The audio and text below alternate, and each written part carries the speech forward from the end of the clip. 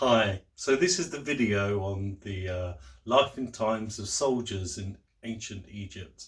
So professional soldiers started appearing during the 11th dynasty with Neb-Hepet-Ra, Montuhotep II in the Middle Kingdom.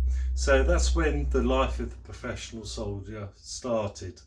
And there were different types of soldiers. So you had the bowman with the composite bow, which was introduced by the Hyksos.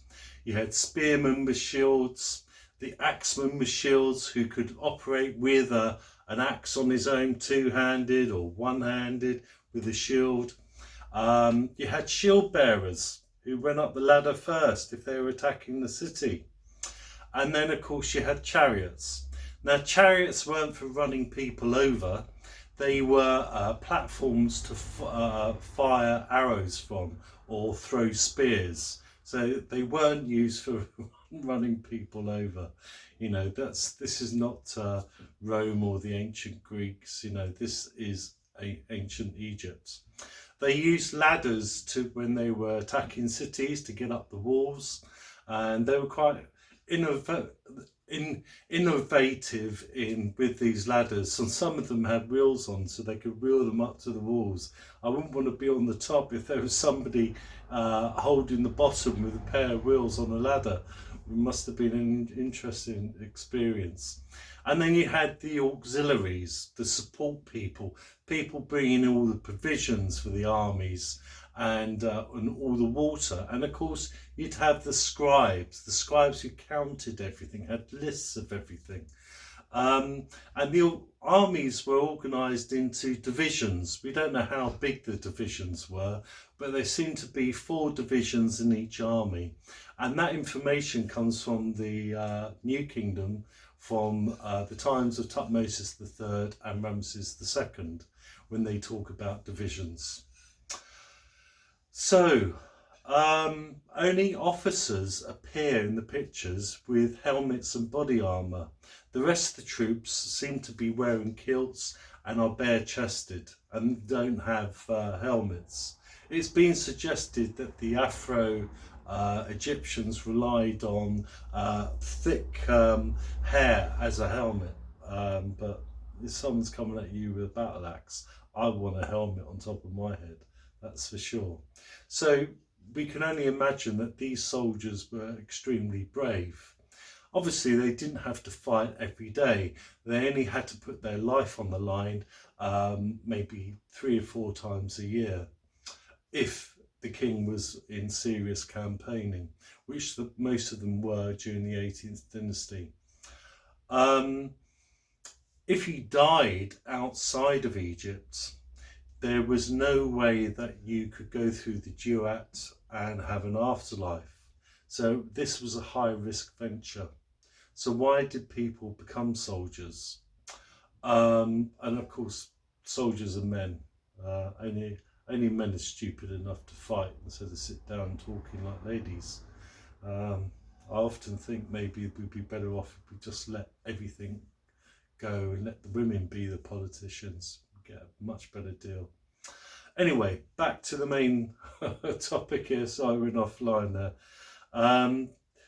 Booty. It's all about booty. It's all about after a battle. So the fear is there that you're going to fight and possibly die. But if you're still alive after the battle, the booty's going to come your way. If you get a prisoner, you get a prisoner who can work on your farm or your parents' farm instead of you. That's a real bonus, isn't it? All of a sudden you've got some free labour, just have to feed and clothe them, and they can go about their business working for you. You get animals or other goods given to you. And if you was extremely brave, you could get a collar, well, a necklace of gold which had golden flies on. The Egyptians thought that in their environment, the one thing that used to really get them down were flies. And even today when you're in Egypt, bloody flies are always on you, okay, always persistent. So for the very brave soldiers, they got a necklace of flies.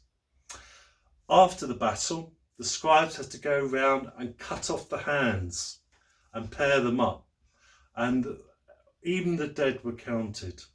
So out of the you in the pictures you see that the enemies are all chaotic, and then after the battle they're all organised, tied up. They've got order. There's order in the universe again. During the times of Tutmosis III, the scribes went round cutting off hands and pairing them up, and they couldn't agree on the number. So the king said, well, go back and cut off their willies. At least you only got one willy per person. So that's how you're going to get an accurate count. So it could be a bit gruesome being a scribe in the army. And the scribes do talk about the soldiers. They say that they're treated worse than animals. Sometimes they don't have water for 2 or 3 days. Sometimes they don't have food for maybe 1 or 2 days.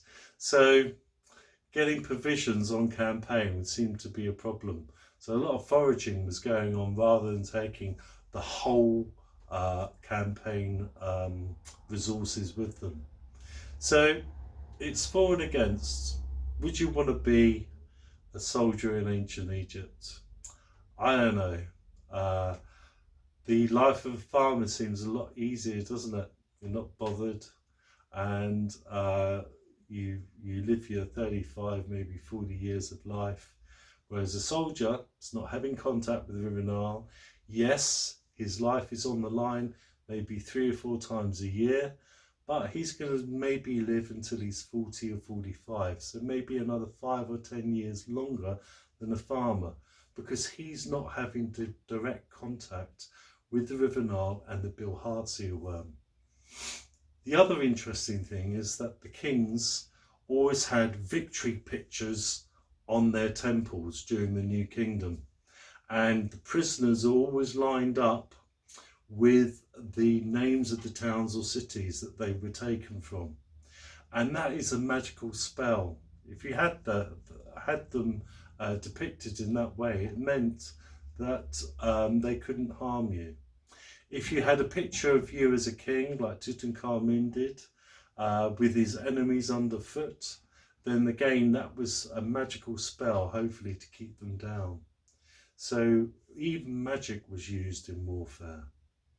Okay, so that's the life of a soldier, and of course the scribes who were with them, and hopefully it's informative. Please press your subscribe button now, and I'll see you real soon. Bye for now.